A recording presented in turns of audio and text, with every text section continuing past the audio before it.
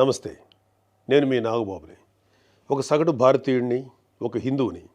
అదేంటి మీరంతా నాస్తికుడు అనుకుంటున్న నాగబాబు హిందువుని అంటున్నాడని అనుకుంటున్నారా?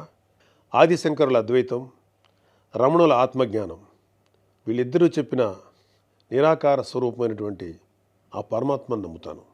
హిందువు అనేది ఒక నమ్మకమో ఒక మతమో కాదు, ఇది ధర్మం, మన జీవన విధానం. అవివేకుల్ని అజ్ఞానుల్ని ఎడ్యుకేట్ చేసేలా చెప్పాలంటే ఇది ఒక జియోగ్రాఫికల్ ఐడెంటిటీ కూడా. ఆసేతు హిమాచలం నుంచి హిందూ మహాసాగరం వరకు ఈ పుణ్యభూమిలో పుట్టిన ప్రతి ఒక్కడూ హిందువే. ఈ దేశంలో, ఈ ధర్మంలో చార్వాకులు కూడా చోటుంది కాబట్టి నేను నిఖార్సైన హిందువుని.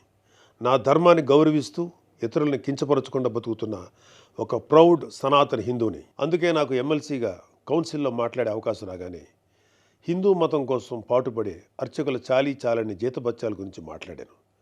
మరి వైసీపీ నాయకుల సంగతి ఏంటంటారు? రండి చూద్దాం.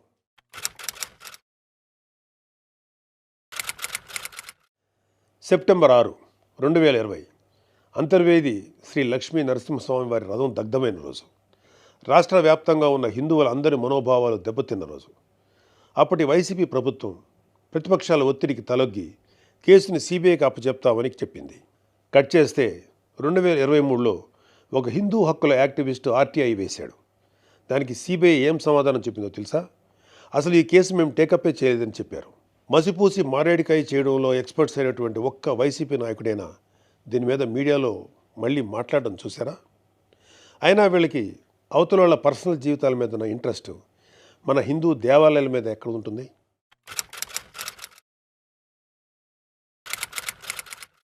డిసెంబర్ 2020 రామతీర్థం రాముడు మనకు ఒక దైవం. మహావిష్ణు అవతారం మాత్రమే కాదు, అంతకు మించి ఈ దేశం తాలూకు ఆస్తిత్వం రామకథలో ఉంది. ఒక మనిషి ధార్మికంగా ఎలా బ్రతకాలో రామాయణం చెప్తుంది. రామాయణంలో మారీచుడు చెప్తాడు, రామో విగ్రహవాన్ ధర్మ సాధు సత్య పరాక్రమ అని. ఈ భూమి మీద రాశీభూతమైన ధర్మమే శ్రీరాముడిని నమ్మే జాతి మనది. అలాంటి రాముడి శిరస్సును నరికినా పట్టించుకోని ప్రభుత్వం వైసీపీ ప్రభుత్వం. అప్పటి ప్రభుత్వం ఇన్వెస్టిగేషన్లో చూపించిన నిర్లక్ష్యం వల్ల దీని వెనుకున్న అసలు దోషులను శిక్షించలేక ఏదో నామకే వాస్తే కేసులు పెట్టి దీన్ని నీరు కార్చారు. అయినా మీకు మీ మంత్రులకి రిలీజ్ సినిమాలకు రివ్యూలు ఇవ్వడం మీద ఉన్న శ్రద్ధ రాముడి మీద ఎందుకు ఉంటుంది?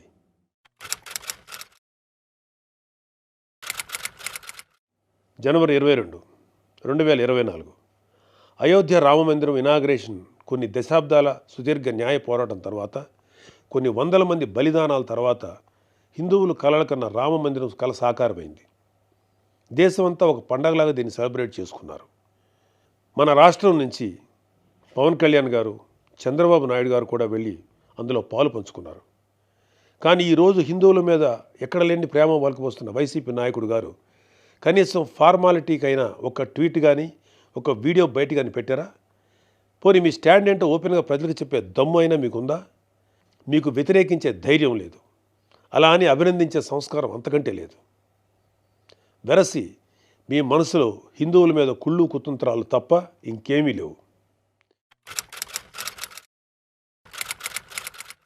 టీటీడీ భక్తులకి భగవంతుడిని దూరం చేసిన వైసీపీ పూట గడవని పేదవాడి దగ్గర నుంచి వజ్రాల కిరీటాలు చేయించే కోటీశ్వరుల వరకు అందరి కోరిక ఒకటే, ఆ కలియుగ దైవమైన వెంకటేశ్వర స్వామివారి దర్శనం ఏడాదికి ఒకసారైనా చేసుకోవాలని. ఒక సామాన్య భక్తుడు నెల నెలా డబ్బులు కూడబెట్టుకొని మరి ఆయన చూడడానికి కొండ మీదకి వెళ్తాడు. అలాంటి కొండ మీద అకామిడేషన్ ఛార్జీలు మీరు ఒక్కసారిగా ఎలా పెంచుతారు? నందకం, పాంచజన్యం, కౌస్తుభం, ఒకలామాత గెస్ట్ హౌసుల్లో 500కి దొరికే రూమ్ని 1000కి ఎలా పెంచారు? నారాయణగిరి గెస్ట్ హౌస్లో 1700 రూపాయలు చేశారు. ఇది సామాన్యుణ్ణి భగవంతుడికి దూరం చేసే ప్రయత్నం కదా? నువ్వు ఎవరిని, అదే ఏ మాఫియాని సంతోషపెట్టడానికి ఇది చేసావో అర్థం కారంత అమాయకులు అనుకుంటున్నావా ప్రజలు?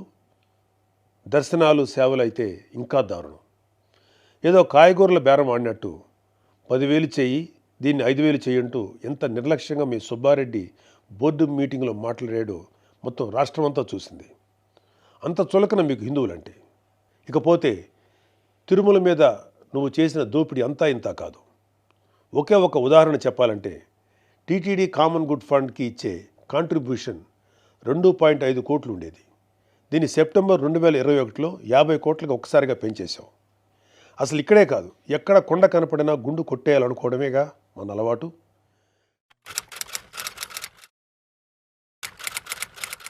Declaration form. ప్రతి రిలీజియస్ ఇన్స్టిట్యూట్కి ఒక సాంప్రదాయం ఉంటుంది. దాన్ని గౌరవించడం మన ధర్మం. యుధా రాజా తదా ప్రజ అంటారు. నాయకులే రూల్స్ ఫాలో కాకపోతే ఇంకా ప్రజలు ఏం ఫాలో అవుతారు? అయినా బాధ్యత గురించి వైసీపీకి చెప్పడం చెవిటోడి చెవిలో శంఖం ఊదినట్టే. పవన్ కళ్యాణ్ గారు ఆయన కూతురు పొలినాని తిరుమల తీసుకువెళ్ళినప్పుడు ఆ అమ్మాయి మైనర్ అయినా కూడా ఒక గార్డియన్గా ఆ అమ్మాయి తరఫున డిక్లరేషన్ ఇచ్చారు. పవన్ కళ్యాణ్ గారి సతీమణి అన్నాగారు కూడా డిక్లరేషన్ ఇచ్చారు. ఇంత ఎందుకు, ఈ దేశ రాష్ట్రపతి అబ్దుల్ కలాం గారు కూడా తిరుమలలో డిక్లరేషన్ ఫామ్ పైన సంతకం చేసి అక్కడి నుంచి సాంప్రదాయాన్ని గౌరవించారు. నువ్వు కలాం గారి కన్నా గొప్పోడివా? డిక్లరేషన్ ఇవ్వకుండా వెళ్ళటమే కాక మీ మంత్రి వచ్చి ఆడి అమ్మ మొగుడు కట్టాడా తిరుపతి గుడి అని అంటాడా? అలా తలపొగురు మాటలు మాట్లాడితేనే జనాలు 151లో మధ్యన 5 తీసేసి 11 ఇచ్చారు. అయినా నువ్వు ఏమైనా మారావా? లేదు. డిక్లరేషన్ అడిగారు అని తిరుమల పర్యటన క్యాన్సిల్ చేసుకున్న చరిత్ర మంది. అయినా సెక్యులర్ ప్లేస్కి రిలీజియస్ ప్లేస్కి తేడా తెలియని నిన్ను ఎడ్యుకేట్ చేయటం మా వల్ల కాదు. ఇక ఫైనల్గా మన కల్తీ నెయ్యి వ్యవహారం గురించి చెప్పాలి. పాపం ఈరోజు డోస్ ఎక్కువైనట్లుంది, రేపు మాట్లాడుకుందాం. Stay tuned.